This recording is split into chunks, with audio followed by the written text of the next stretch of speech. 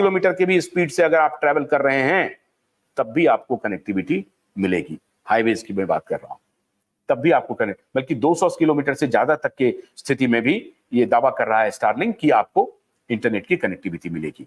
तो जहां 150 से 250 किलोमीटर की स्पीड से भी अगर आप यात्रा कर रहे हैं तो आपको इंटरनेट की अबाध आपको कनेक्टिविटी मिलती रहेगी। इसके अलावा जो सबसे महत्वपूर्ण फीचर है कि स्पीड कितने मिलेगी और कितने में मिलेगी। पैसा, रोकड़ा बहुत महत्वपूर्ण है आपके लिए, पैसा बहुत महत्वपूर्ण है। पैसे के मामले में सरदार एलन मस्क, मैं सरदार कह रहा हूं अभी, सरदार एलन मस्क अंबानी और मित्तल की हेकड़ी उतार देगा। अमेरिका में $120 वो लगभग चार्ज करते हैं 150 एमबीपीएस स्पीड को लेकर के। 150 से 200 एमबीपीएस की स्पीड की अगर आपको कनेक्टिविटी चाहिए तो अमेरिका में लगभग 100 से $120 खर्च करना पड़ता है, लगभग 10,000 रुपए के आसपास। और वो वहां पे अगर आप 1200 स्क्वायर फीट के फ्लैट में रह रहे हैं, 2000 स्क्वायर फीट के फ्लैट में रह रहे हैं, तो आपकी कनेक्टिविटी कितने सेट्स पर होगी या कितने डिवाइस को आप उससे कनेक्ट कर पाएंगे। आपको वो कनेक्टिविटी मिलेगा 40। अभी यहां पर 20 से 40 डिवाइसेस को आप एक साथ कनेक्ट कर सकते हैं 2000 स्क्वायर फीट तक के एरिया में। 150 एमबीपीएस की स्पीड, आपको मैं प्राइस भी यही बता रहा हूं। अभी जो भारत की जो टेलीकॉम कंपनियां हैं वो जो आपको प्रोवाइड करती हैं सुविधा, वो क्या करती है, वो आपको 5, 10, 8, 15 से ज्यादा डिवाइस आप एक साथ कनेक्ट नहीं कर सकते 1200 स्क्वायर फीट या 2000 स्क्वायर फीट के इलाके में। लेकिन ये आपको 20 से 40 डिवाइस तक आप कनेक्ट कर पाएंगे। स्पीड आपको मिनिमम स्पीड 50 एमबीपीएस, ऊपर आप 150 एमबीपीएस ले लें, 200 एमबीपीएस का अपलोडिंग डाउनलोडिंग दोनों स्पीड आपको मिलेगा। 50 से लेकर के 150, 200 एमबीपीएस तक का आपको स्पीड मिलेगा। अमेरिका में इसके लिए 10,000 रुपए महीना in terms of rupees, dollar 100 से $120। और भारत में ये $10 होने वाला है, मतलब 800 रुपये महीने पर। 800 रुपये महीने पर 50 एमबीपीएस से लेके 150, 200 एमबीपीएस तक का स्पीड और कम से कम 20 से 40 डिवाइसेस का कनेक्शन। और फिर आप कहीं भी लेके जा सकते हैं, ऐसा नहीं कि एक ही जगह है। उसका वन टाइम एक चार्ज लेगा, वो वन टाइम चार्ज भी बहुत महंगा नहीं होने वाला है। जो उनके डिवाइस आपको मिलेंगे वो एक वन टाइम वो चार्ज मिलेगा। उसके बाद जो मिनिमम जो कॉस्ट किया जा रहा है भारत में, 5G और 6G नेटवर्क आपको मिलेगा। ध्यान रहे कि 3G 4G नहीं मिलेगा, 5G और 6G नेटवर्क आपको स्टारलिंक से मिलने वाला है। कोई वायर नहीं चाहिए, कंप्लीट वायरलेस होगा। अभी जो आप वाईफाई चलाते हैं जो वायरलेस होता है, उसमें जो स्पीड वैरी करता है, ऐसा कुछ नहीं होने वाला है। और इसके टेस्ट एंड ट्रायल अबाध गति से चल पड़े हैं। अमेरिका में बहुत शानदार तरीके से यूज हो रहा है। 645 सैटेलाइट का अभी इनके पास एक बड़ा बुके है, जिसकी संख्या आने वाले दिनों में 42,000 सैटेलाइट करने वाले हैं।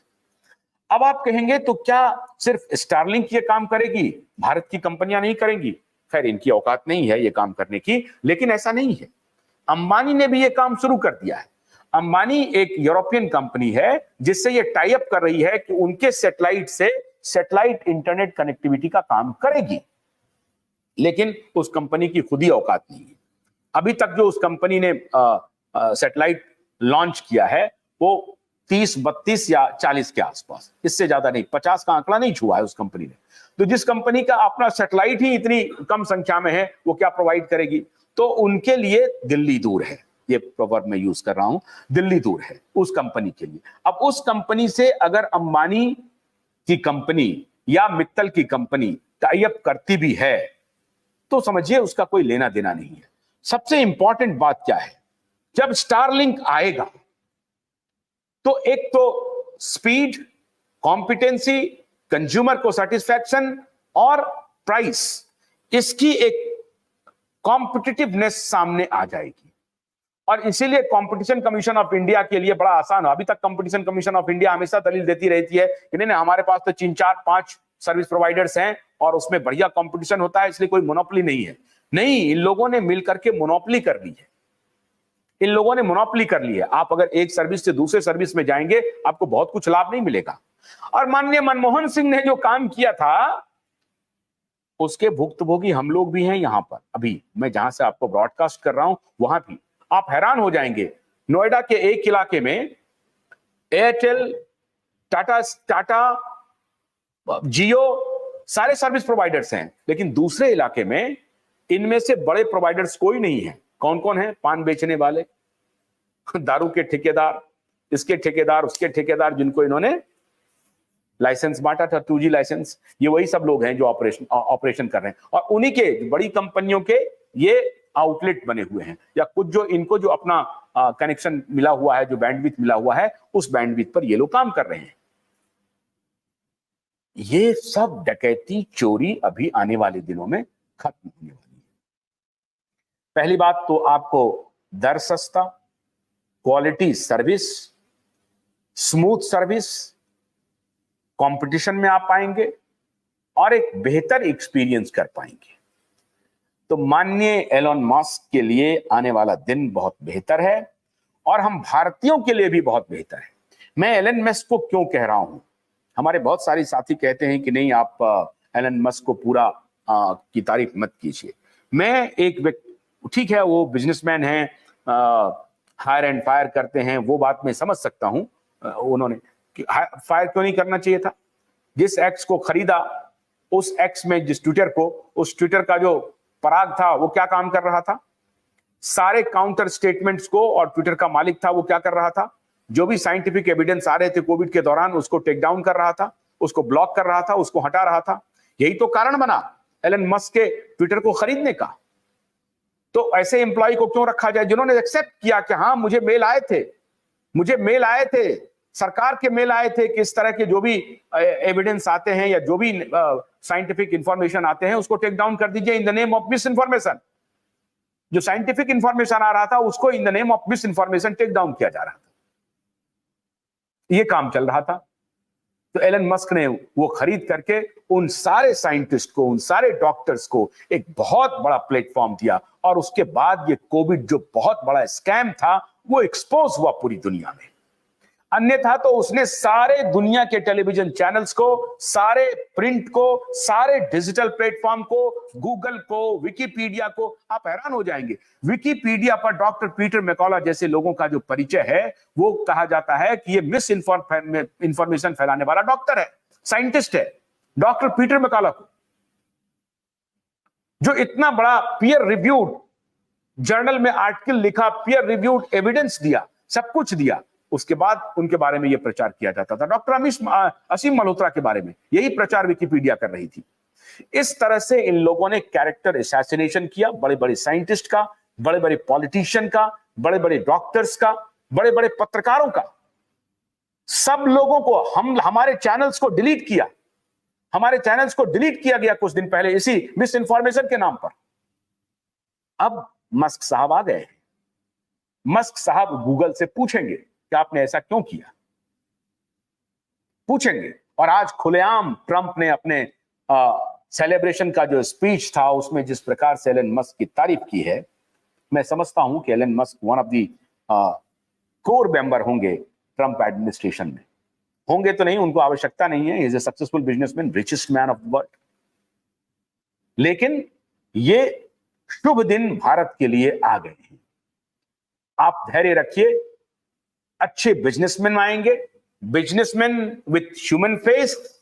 कैपिटलिज्म के हम कोई विरोधी नहीं है, कैपिटलिस्ट के हम विरोधी नहीं है, लेकिन जो विथ ह्यूमन फेस आ रहा है उनके हम समर्थन में खड़े हैं। जो अच्छी सुविधा प्रोवाइड कर रहा है, एक्सप्लॉयटेटिव नहीं है, और आपको अपना प्रोडक्ट ठीक तरीके से बेचता है, बदले में आपसे पैसा लेता है, तो उन्हें क्यों ना समर्थन किया जाए। और यहां के जो